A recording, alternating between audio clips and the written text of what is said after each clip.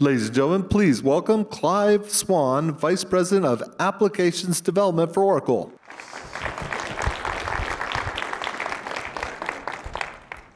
Great. Thanks very much, everyone. There's a lot of value to be gleaned from AI in the enterprise, but there's a lot of hype and myths surrounding it as well. We want in this session, hopefully, to start to help you to discern the difference between the two and get the most value out of your enterprise AI. Okay, so we've all heard news stories about self-driving cars or deep minds beating the Go world champion, but why is AI so important in the enterprise? Quite simply, we consider AI to be the most disruptive technology for decades, leading to new business models, new revenue opportunities for businesses, and leading to a redistribution of skills and resources. It's more important than ever to move quickly because the race is on to realize the value of AI in the enterprise. And in fact, a recent McKinsey study from earlier in 2019 shows that early adopters of enterprise AI could double their cash flow by 2030 and achieve higher long-term growth rates, whilst laggards are likely to experience a 20% reduction in cash flow or decline in cash flow over the same period. So perhaps for once in the technology industry, a fast follower might be at a significant disadvantage. We agree with McKinsey. We believe that those enterprises that embrace AI will thrive, those that don't will suffer, and indeed we think furthermore some will not survive at all. And it seems that most enterprises hold the same view as us. Here's an Ovum report from 2018 showing that 60% of enterprises plan to start on an AI project in that year. But there's a gap in execution, as you can see, indicated by the yellow bar where they intend to start a project, and the red bar where they've actually successfully deployed something. In other words, organizations realize that AI is important, but they're struggling to know how to do it. And a Forbes article earlier this year cited the 4 main barriers to enterprise AI adoption as being fear, cultural barriers to change, a talent shortage, and a lack of strategic approach.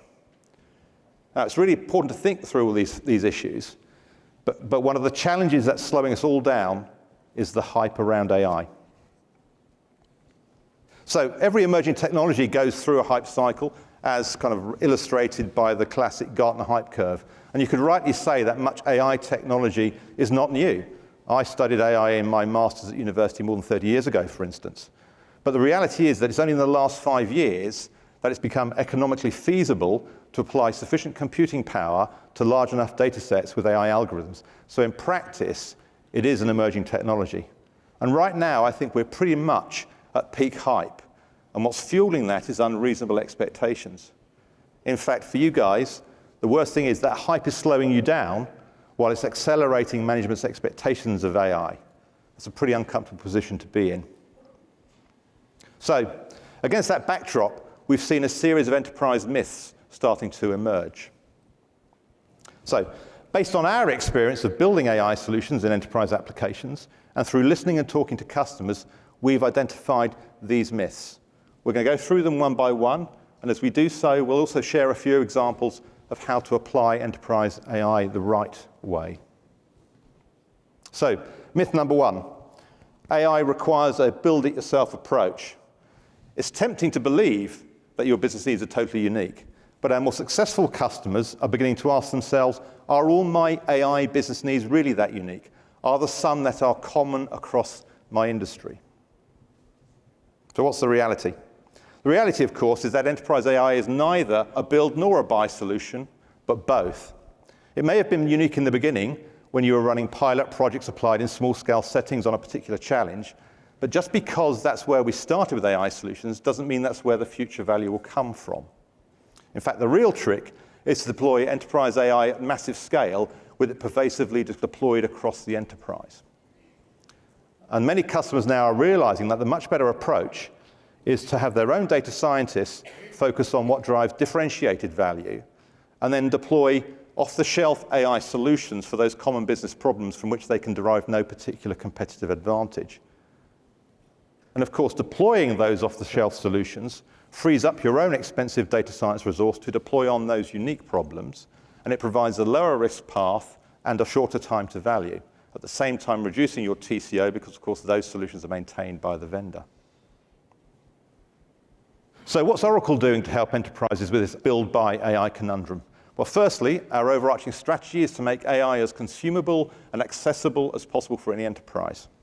We give you the freedom to figure out your enterprise AI as you move forward, and you don't need to decide in advance what your long-term strategy is going to be. And if I were to characterize our overarching umbrella AI strategy, it's as follows.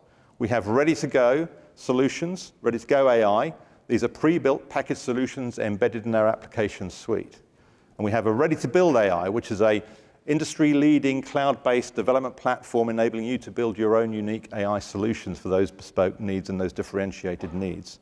And lastly, we have ready-to-work AI, capabilities such as our autonomous database and autonomous warehouse, where we're applying machine learning to maintain themselves, pretty much like the driverless car.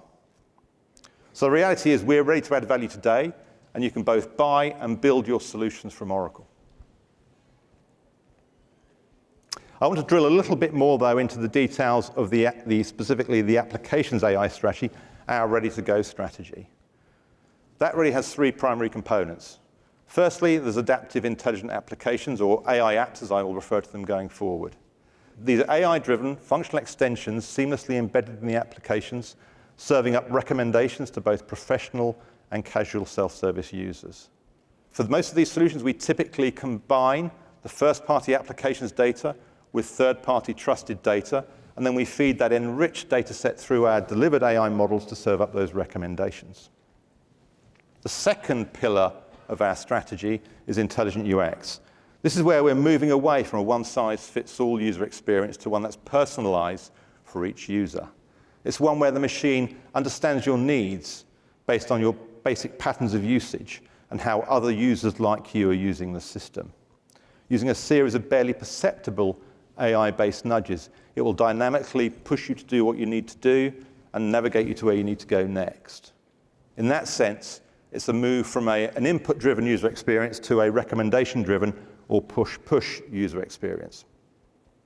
And our third and final pillar of our application strategy, as you would have seen if you went to Steve's keynote earlier today, is digital assistance. This is where we're frankly extending the value of our enterprise applications with new interaction models such as chatbots that we're all very familiar with in the consumer world. So let's talk about customers. Panasonic is being very successful deploying AI in their cloud applications with us. They were looking to get a more accurate forecast of laptop sales across Europe. That way, they could reduce their costs of both idle inventory and inventory shortfall. So they deployed our AI app solution for B2B sales, which surfaces up both an AI-driven win probability score and a recommended next best sales action in their engagement cloud solution. They started their rollout this summer in the UK and Nordics and are now rolling out across the rest of Europe. Interestingly, one of the unanticipated benefits of this solution is that it's drastically improved the quality of the data held against the opportunities in engagement cloud. Panasonic, they estimate it's improved it by between 15% and 20%. It turns out that when a sales rep sits down with their sales manager and reviews forecast, the difference in predicted win probability from the sales rep's predicted probability starts a conversation. And in the majority of cases, that conversation leads to the conclusion that the data in against the opportunity in engagement cloud was either incomplete or out of date. As I say, as a consequence of that, they've improved the quality in their engagement cloud instance by between 15% and 20%, unanticipated benefit. And here's a selection of what other Oracle customers are doing today with their AI solutions. As you can see, they're deriving benefit across the enterprise suite, and I just want to pick out a couple of solutions to give you examples today. So, in CX marketing, B2C marketing, customers are using the intelligent switch to determine over which channel and at what time to send a message to a consumer. And in B2B sales with Digital Sales Assistant, they are giving their sales reps hand-free voice-activated access to account information. In ERP, with our expenses chatbot, customers can manage their expenses more efficiently. An employee can take a photograph of a receipt, and our AI solution extracts from that receipt the date of the claim, the likely category of the claim, whether it's a train ticket or whether it's a meal. If it's a meal, how many people have attended the meal, and it creates a default series of expense lines, and also applies some upfront validation. And with intelligent account defaulting and accounts payable, customers can reduce the manual effort in their department and increase their invoice processing throughput. With this solution, we use AI to default in an account code for an invoice where there is no matching purchase order. And that frees up the account staff to do other more value-added tasks. And lastly, I'm going to pick one in HCM. In our candidate job matching, we serve up to recruiters a ranked list of candidates best suited to a job based on the matching of the resume to the job description. So this saves the recruiter going through the drudgery of having to scan, say, 100 resumes to identify the top 10 candidates for initial phone screening. Instead, the recruiter can spend that time doing much more value-add tasks, such as getting on the phone to the candidates, conducting the phone screens, and selling them on the job in the company. So just some examples of the solutions that customers are getting benefit from today. Okay, that's myth number one. Let's talk about myth number two. AI will deliver magical results immediately. I'm going to deploy some AI solution, and within a week, I will treble the revenue from my marketing campaigns targeted at customers who've abandoned carts in my e-commerce system. Or I'm going to deploy AI and magically all of the bias in any of my HR transactions around promotion, compensation, or hiring are just going to disappear because AI will take care of it. Well, the reality is somewhat different. Truth is, there is no magic to AI, and the path to AI success is actually quite hard. And it's much less a technology issue, but much more a process issue. You need a strategic framework to make sure you address the basics first, and also to make sure that you avoid building a random set of disconnected AI solutions which will always have limited value because they're disconnected. The temptation instead is to go for those moonshots, to deliver on that magic that your management leadership are expecting of you. But such projects so often skip the less glamorous basics that would make them really work in the first place. One of the reasons so many of them fail. And I guess the question you need to ask yourself is, what does fast cost me? We've devised our own framework centered around business processes to address this problem. That framework enables us to identify a cohesive set of AI solutions which, when combined, generate a greater compounded benefit. The features in those roadmaps, if you like, can vary in both complexity and value, and that's okay. But all of them start with a strong data foundation. And we're very confident that this is the fastest path to real AI value. Now let me give an illustration of that. What we've got up on this slide here is our path for touchless payables in ERP. I've already talked about the account code defaulting, which reduces that manual effort of invoice processing and increases throughput. That, quite frankly, is quite a simple solution, but it does give you that value of reducing manual effort and improving throughput. We have another separate solution on here, the intelligent payment discounts. That solution is about identifying which suppliers will give you the biggest saving if you pay them early. So that gives you a cost saving by helping you optimize your working capital. But why does the combining of those two generate a greater compounded benefit?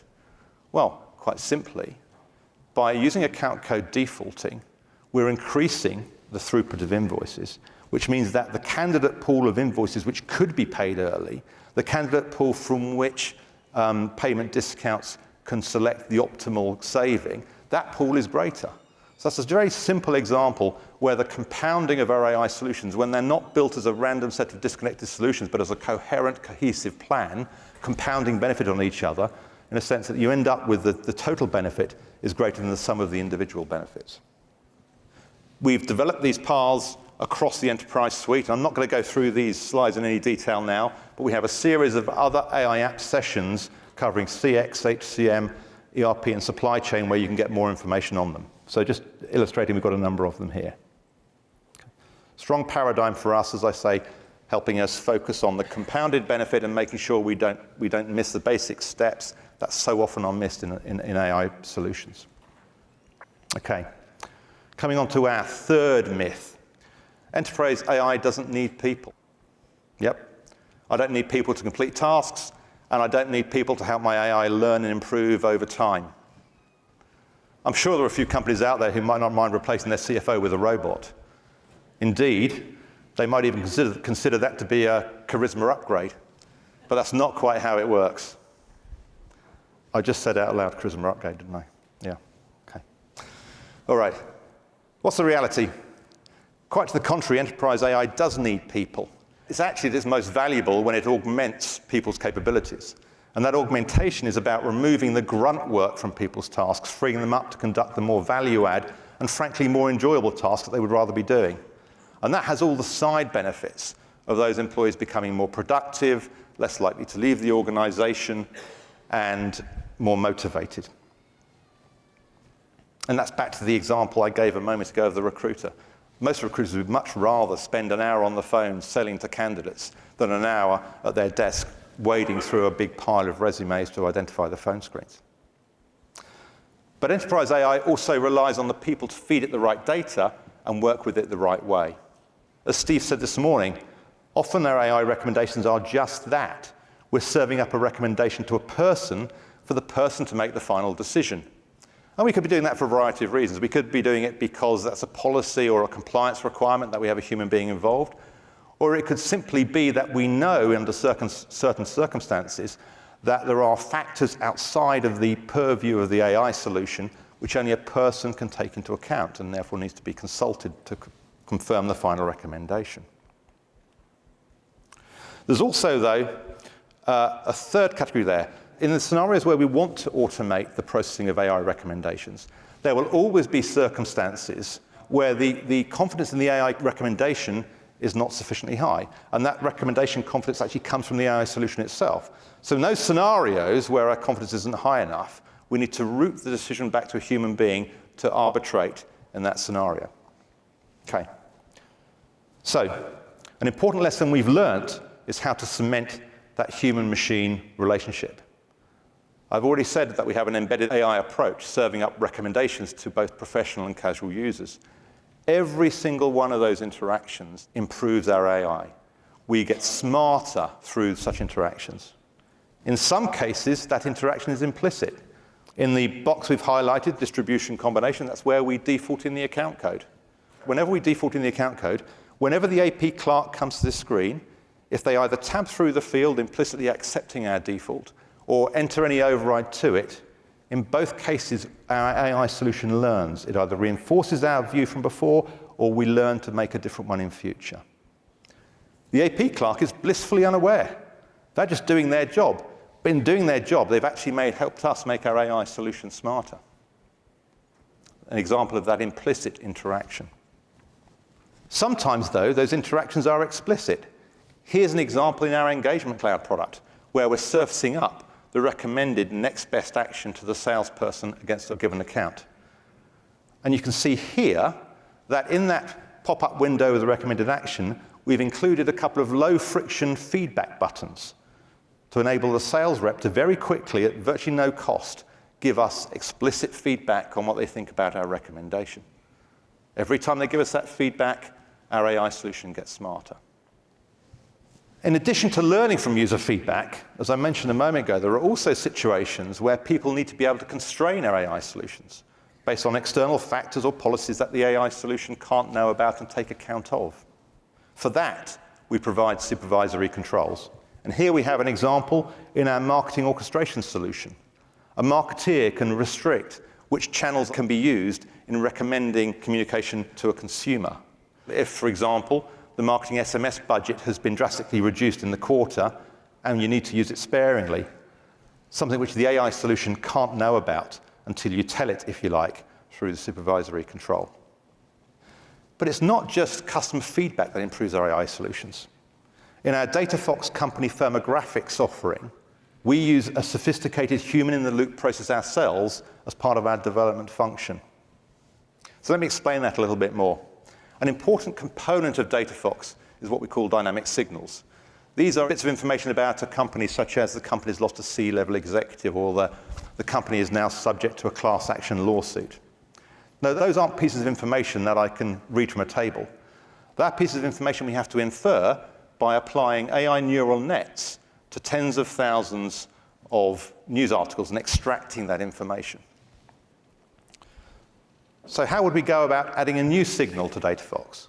Let's say we wanted to add a signal saying a company has just suffered a data breach. Well, to do that, we have to start by giving the neural net what we call a label set or a training set of data. To do that, we take a bunch of human beings, our annotators, and we give them about 1,000 press articles.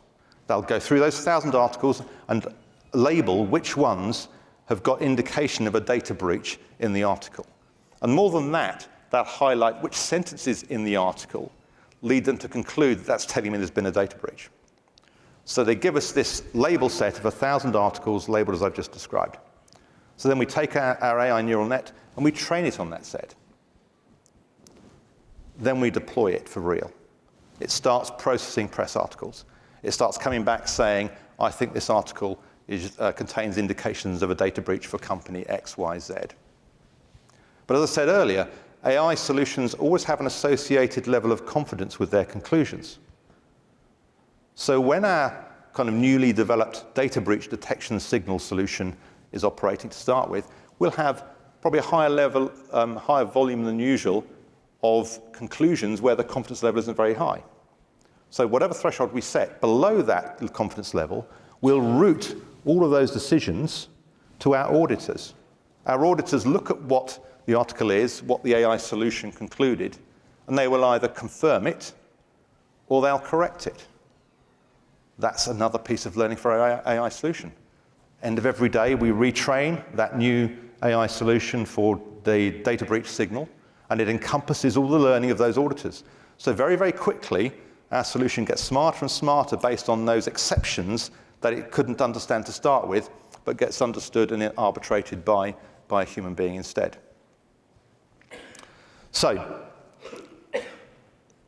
I think it's very important to understand, as far as I'm concerned, these AI-human interactions, whether it's your users or our annotators and auditors, really help build trust in our AI solutions. And they're critical to our solutions now and will be into the future. Let's go on to myth number 4. The more data, the better. Data is a critical fuel for any AI solution.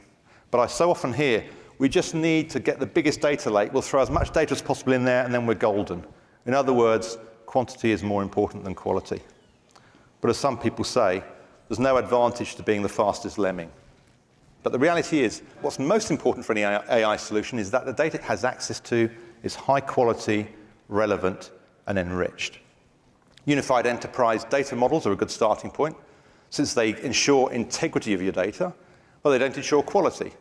By quality, I mean they're not ensuring whether or not you enter AT&T as a company 16 times in your database, spelt differently on each occasion, or not. Data lakes are also very important, but by themselves, they don't ensure either data integrity or data quality. In other words, just because your data is in one place doesn't make it right. And just because you have a lot of it doesn't make it trustworthy. The question to ask isn't, is my data in one place? The question you need to ask is, do I trust this data to lead to the right conclusions? In short, AI needs what we've termed smart data. Smart data, what are the characteristics of it? Well, it needs to be high quality. Not surprisingly, bad data will lead to bad recommendations, garbage in, garbage out. Smart data needs to be comprehensive and complete. Now, if the data I'm feeding into my AI model doesn't include some of the data items that are actually deterministic or predictive for the outcome I'm trying to predict, if I don't have those pieces of data going into my AI model, then frankly, my AI model is just guessing. It's not going to do any better than tossing a coin.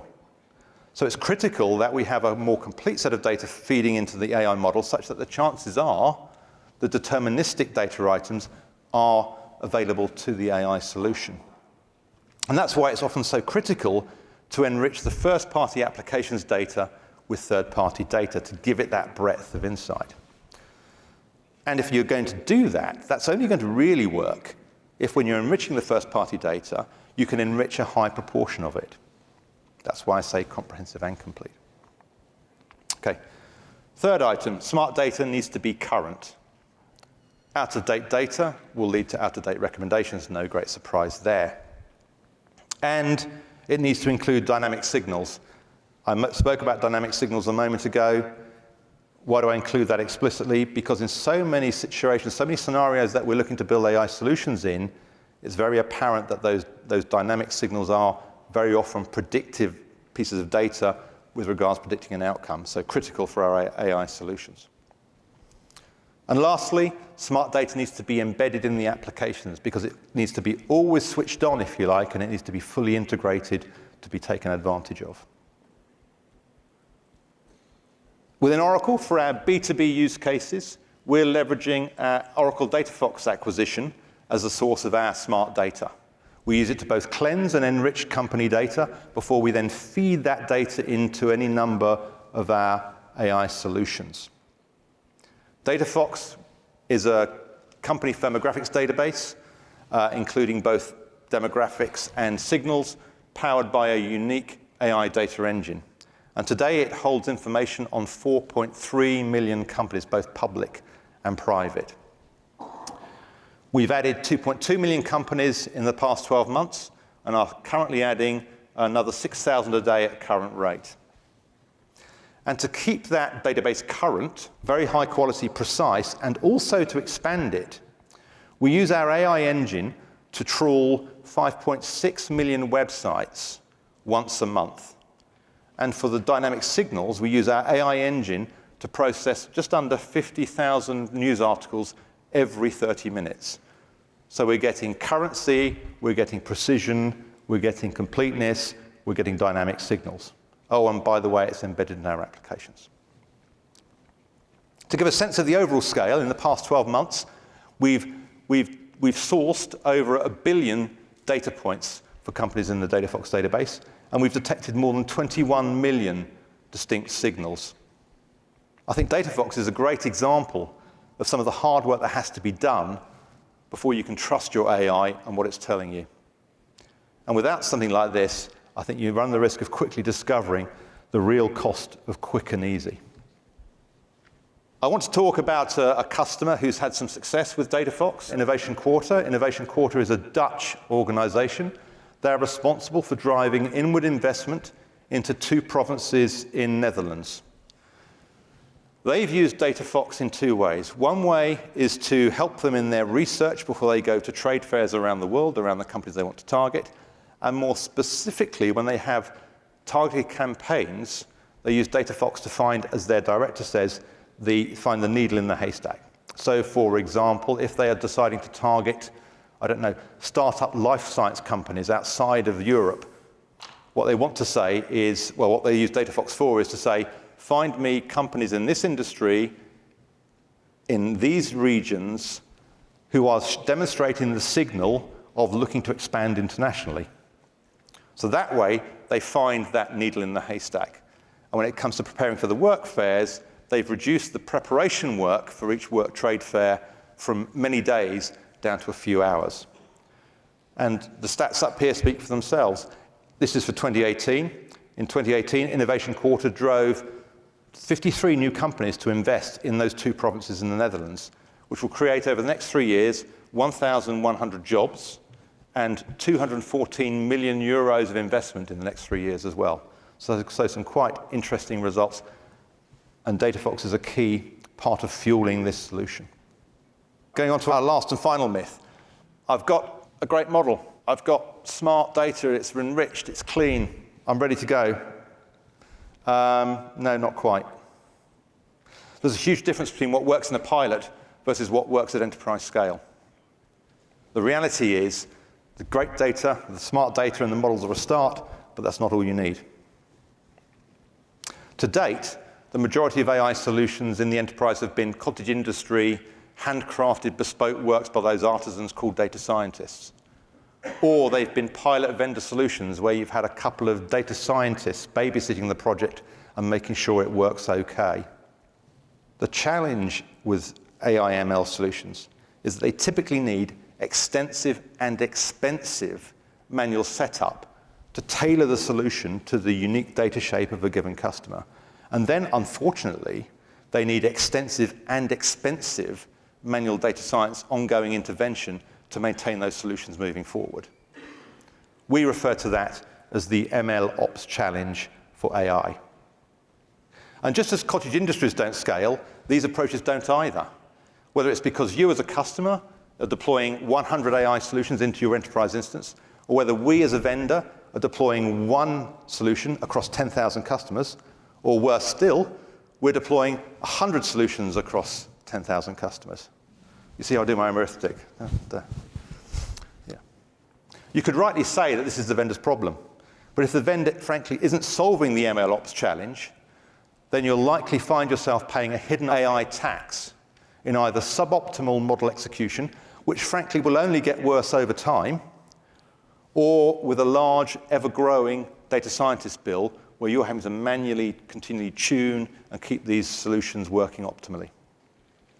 The question is, without this problem solved, how many more data scientists are you going to have to hire? We're taking on the AI tax for you by industrializing our AI solutions. Firstly, we follow common patterns and approaches across our solutions in the enterprise suite. But there's also that very large number of specific technical tasks involved in both tailoring the solution and maintaining it ongoing into the future. Slide up here gives examples of some of those. I'm not going to talk to them, partly because I'm not technically capable to talk to them. But we do have a session later on this week, if you're interested, with our chief data scientist, where he'll go through this in a great level of detail. Instead of requiring our data scientists to do this work manually, we're using machine learning to automate all of these technical maintenance tasks. And as a consequence, we're able to operationally scale to hundreds of AI models being delivered in our enterprise suite across tens of thousands of customers. And we can do that without passing on any AI tax to our customer base. So I think that's enough on the myths. I'm going to start to wrap up now. Our most successful customers are succeeding because they're thinking through these myths the right way. Here's a selection of some of them who are generating real value through applying their AI strategies and using our solutions today. As you can see, they cover most geographies, and we have representations from a wide range of industries as well. Key takeaways. I want to make sure you go away understanding Oracle's approach to addressing the realities behind these myths. Our strategy with ready-to-go application solutions and a ready-to-build cloud development platform allows you to both buy and build your solutions from Oracle. We deliver the fastest path to real AI value with our incremental framework and methodology. We cement the human-machine relationship with our AI solutions, learning from both implicit and explicit human feedback built into our base applications. We power our solutions with smart data, such as DataFox for our B2B use cases. And we pay the AI tax for you with our MLOps approach to industrializing AI. So, in final wrap-up, if you want to accelerate your learning curve, avoid the hype, and get a jump start on the race to enterprise AI, here are some questions to ask yourself. It's important as you start to adopt enterprise AI, it's important to avoid the cost of moving too quickly without thinking it through. Oracle's here to make sure you move quickly, thoughtfully, and get as much value as you possibly can right now from your enterprise AI, while still moving forward towards your long-term vision. Thank you.